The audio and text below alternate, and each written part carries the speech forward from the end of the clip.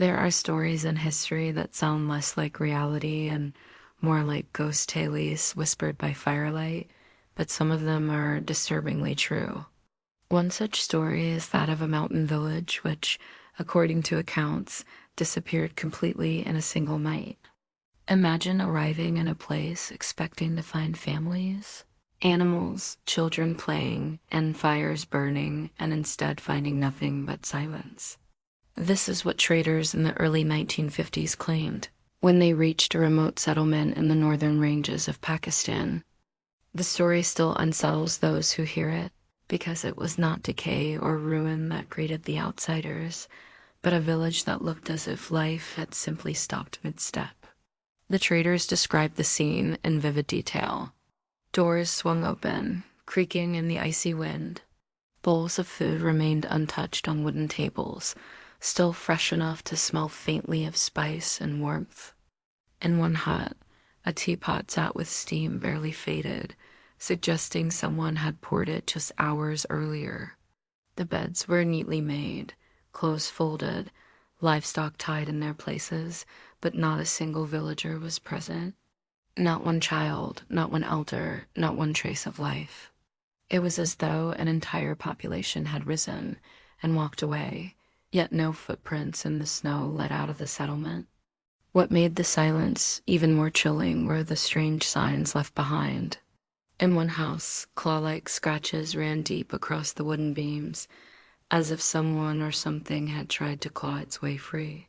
In another, belongings were packed into neat piles, almost as if the family had been preparing to leave in a hurry. But why would they leave food on the fire, tea in the pot, and beds undisturbed? Stranger still were the poles discovered in the center of the village. Dozens of them had been driven into the ground, each one tied with strips of faded cloth fluttering in the cold wind. To outsiders, it looked like decoration, but locals who heard the tale shook their heads. Those cloths were not ornaments, they said.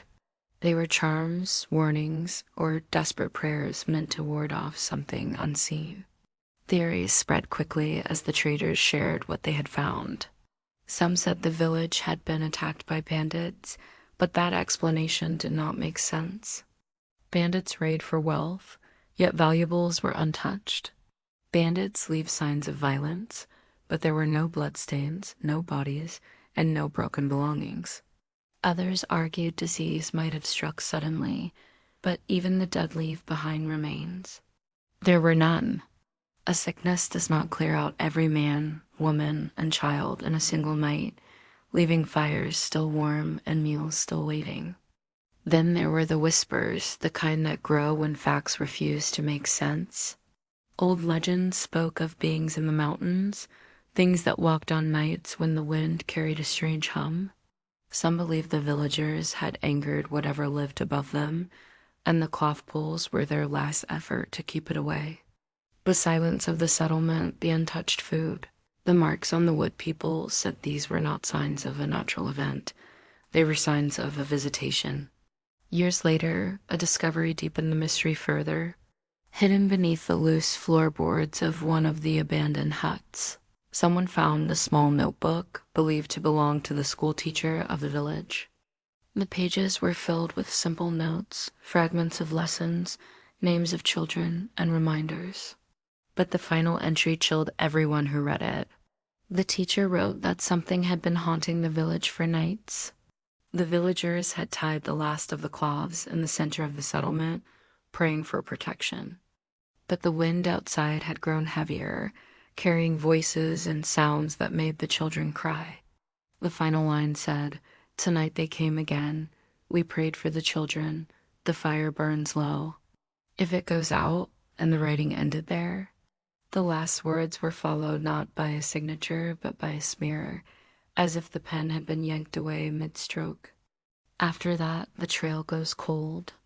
The settlement slowly collapsed over the years, reclaimed by snow, stone, and time. Now, travelers passing through that region speak of a strange presence in the air. Some claim to feel eyes watching them from the ridges above. Others insist they have heard faint laughter, like children playing in the wind, only to turn and find no one there. Hikers sometimes stumble upon old wooden poles still standing, with tattered strips of cloth fluttering on them, whispering to the mountains. What happened to the people of that village remains unsolved. Some call it a natural disaster we cannot explain, others a mass disappearance beyond logic, and others still a tale twisted by imagination. But the fact remains fires were still burning, food was still warm, and in that empty silence, the people were gone. To this day, the mystery lingers, not written in history books, but whispered in stories of the mountains, where the wind carries voices no one can identify.